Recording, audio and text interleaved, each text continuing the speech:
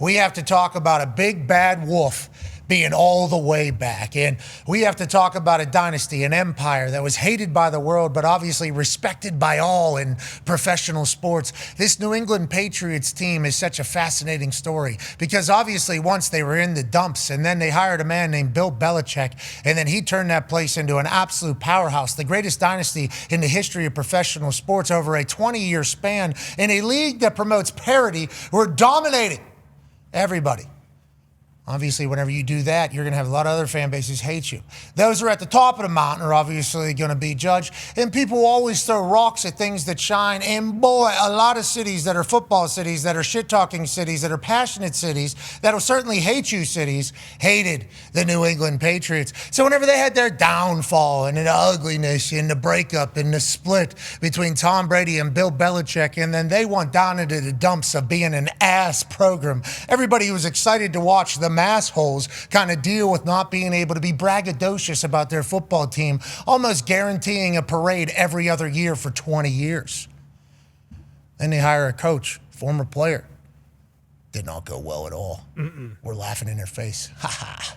You guys had a good time there for a while. Now you guys are ass. And then somehow a guy is on the free agency block as a coach who was able to win and get coach of the year places. And he's just hanging in Cleveland, not getting paid anything in a closet basic office in the back corner. They don't have it figured out there either. He's just hanging. He comes back and he turns the place into an absolute powerhouse. The number one team in the NFL, first team to 11 wins. They're heading into a bye with a young squad and an ass beating against the New York Giants on Monday Night Football. And the New England Patriots are all the way back. So everybody that thought, myself included, that we can maybe dance on them for the foreseeable future when the times are bad over the last couple of years, well, we can't. And they're back on top, and they know it. Their fans know it. Not only is obviously special teams back-to-back weeks for Marcus Jones taking a punt return to the crib. He's unbelievable. He is a stud. Is he a defensive player?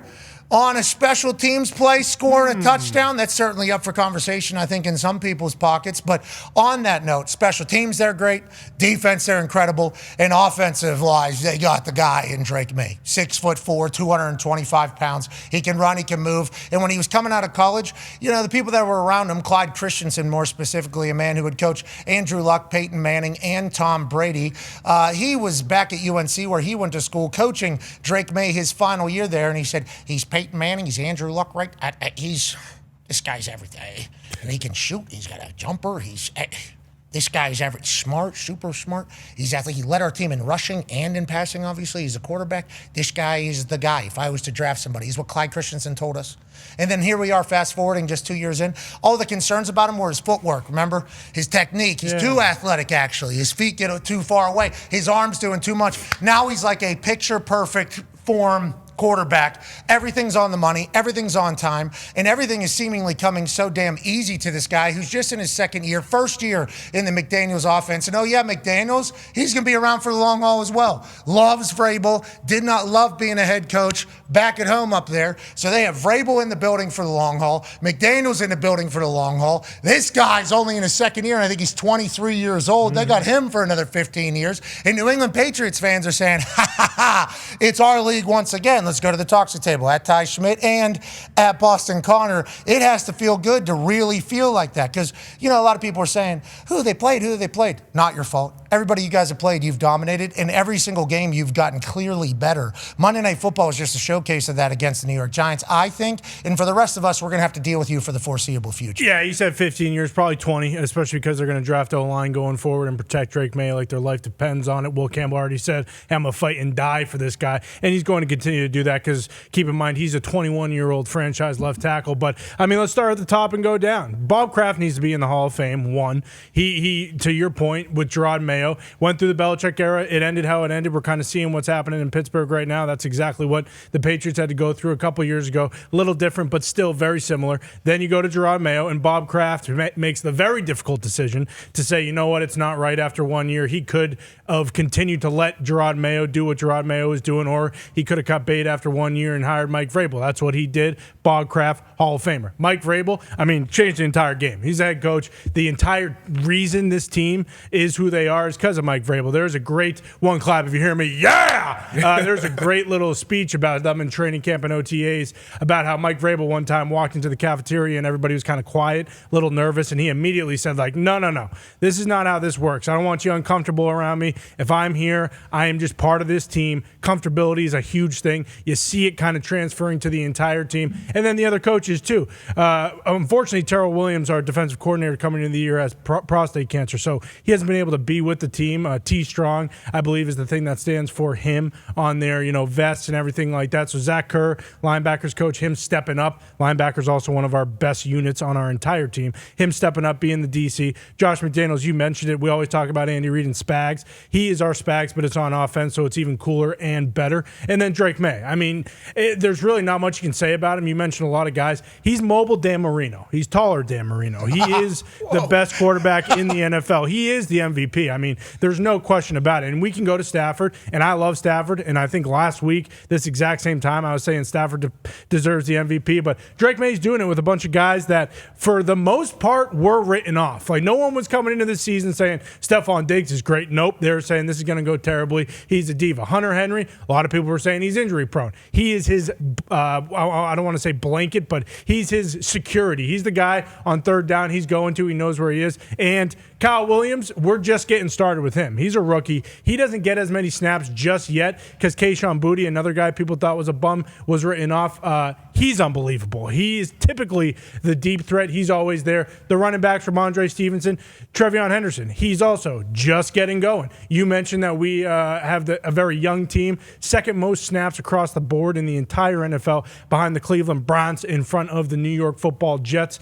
Something's a little different between those two teams. It's probably the 11 wins for the New England Patriots. It's incredible. It really is. I was basically cackling the whole entire game. It was one of those situations where you really are just giddy, the whole game. And I was doing that because it's amazing. You really didn't expect to be here. It's house money up until last night. It's no longer house money. We are the best team in the NFL. We're the most complete team, and we hit the hardest. So I'm sorry for all the fans out there that were complaining about this. That's an illegal hit. That hurts. Shut up. Jackson Dart, the fart, gets the start. He stinks. He's an idiot. He needs to change how he plays. Boom. Sorry about it. Christian Ellis, fantastic player. And then they can't even get him down on the ground. I forget what his name is, John Michael Schmitz or something. He stinks as well. He plays offensive line for the Giants. Guy can't even tackle a linebacker. Get out of bounds, Dart, you fool. Christian Ellis brings the wood, not to mention Bob Spillane. And that was my favorite play of the entire game. We don't even have to, talk about their offense. Young Oku was staring down Bob Spillane on the other side of the field. And Bob Spillane just Young mentally. Wade is his name. Well, either way, he's not playing in the NFL anymore. Well, he's Young Wade his way out of the NFL. What a fool. But Bob Spillane staring at him, hey, go ahead, kick it. And, Taku's kind of credit, I'd shit my pants too if I was staring down the barrel of Bob Spillane. Remember, that was a conversation. Out of all these quarterbacks, the ceiling might be the highest for Drake because of how athletic he is, but he has the longest runway to get there. It's going to take a long time. Well, feels like one off season, he's figured it all out. What has Drake Maye done last year versus this year, or this year versus last year? And what have you seen out of this guy who's an MVP favorite in his first year in an offensive system in his second year in the NFL? Yeah, he was my number one guy coming out that year because he had all the measurables. He could do it all, and obviously Clyde and I have been together a long, long time. But he's in a different system. He's got Josh McDaniels, not belittling the other guys that coached him the year before, but none of them are quarterback people. And he's got a great system now.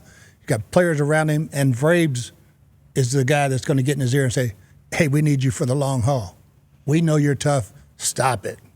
And Vrabel is the kind of guy to get that done. I think Vrabel and him are like a perfect match. Legit. Really? It feels like Vrabel and him are a perfect match. And you talk about Vrabel walking into the cafeteria and be like, nah, this ain't going to be uptight. I'm part of the team. It does feel like Vrabel's leadership style is I'm in the locker room, but I have 10 votes. If we're voting on things, I have 10 votes, but I am certainly in here with you. I appreciated the fact that he grew the mustache out for Movember, and then he said, definitely go and get on Monday Night Football. I mean, I didn't do all this for naught. So he'll have a clean shave through December, I guess, as they head into the playoff time. We all assume Vrabel can coach a Super Bowl winning team.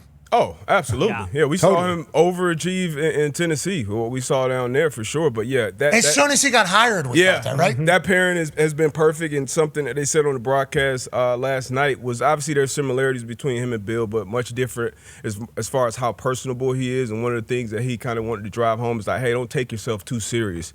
And when you're a professional, you can come in there and you can just kind of play. You know your coach had your back. You could tell this is a close team. You could tell by how they play football. You can tell by how listening to them talk about each other. And then I felt like Drake Maye was kind of a perfect quarterback to go into this team and go into this locker room and kind of help galvanize the guys. Now, the Josh McDaniels thing, because when you get in there, we saw last year, we saw he had the skill set. We saw he was competitive. We saw he had confidence. That's what you want to see as a rookie. Then you just got to learn how to play the game. And when you get a coach like Josh McDaniels, like, this guy is obviously brilliant when it comes to calling offenses, and you can just watch Drake Maye. Like, a lot of times when I watch, especially on the TV copy, when I watch quarterbacks, and I said this about Carson Wentz a couple of years ago when he was our quarterback here, like, if I just pause it on like an ISO cam on the quarterback, a lot of times I can tell if it's a good throw, if they were confident in the coverage, if they were confident in the read, what's going to be on the other side of that. When you panned Carson Wentz a couple of years ago, terrified, I didn't have a clue. With this guy, it looked like I couldn't tell if he was in an individual drill or if it's a fourth quarter, 2-minute drive. But just how calm and composed he is with every throw, the reads, pockets, even when they're breaking down, how he climbs the pocket and keeps his eyes downfield. Like, he's doing shit that 10-year veterans are doing. You only do that. You only make that type of jump if you're getting coached great. Obviously, it's good players around him. But the job that Mike has done, Josh has done, Drake, and then the personnel department, like all of these guys, like all the money they spent, well spent. They invested in the trenches. They got young guys that they shifted and got playing. Like, it's just they're doing everything right, just kind of like Chicago on the other side. You talk about spending the right money. They also have the most coming up. Yeah. They have the most money. Top. By a lot. They're going into a bye week right now. Yep. Okay, so whenever they come out, it's going to be week 15. So it's like, hey, actual final stretch, everybody locked in, hopefully a little bit healthier. What a perfect timing for a young team's bye week, okay, at this late of the game and being where they're at. And then also, after whatever this season is, let's say they don't win the Super Bowl this year, okay? Looks like they might. But very well in the race. Looks like they might win the Super Bowl. Let's say they don't win the Super Bowl.